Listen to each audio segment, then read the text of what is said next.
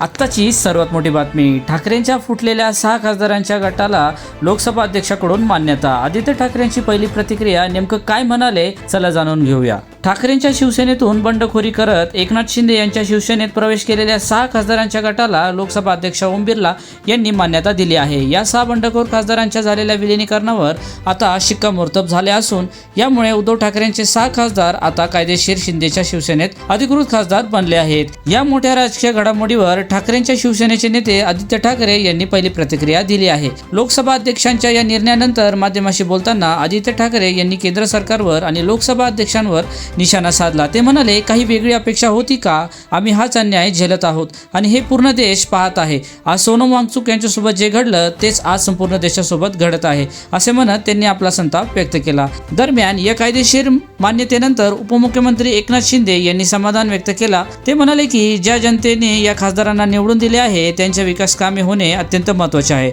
आमच्यासोबत आलेले या 6 खासदारांनी केवळ आणि केवळ आपल्या मतदारसंघाच्या विकासासाठी हा निर्णय घेतला आहे। त्यामुळे सरकारकडून त्यांच्या मतदारसंघाच्या प्रलंबित कामासाठी मोठा विकास निधी दिला जाईल। तुम्हाला काय वाटतं बातमीविषयी कमेंट सेक्शनमध्ये नक्की सांगा आणि आपल्या चॅनल आता सबस्क्राईब करा।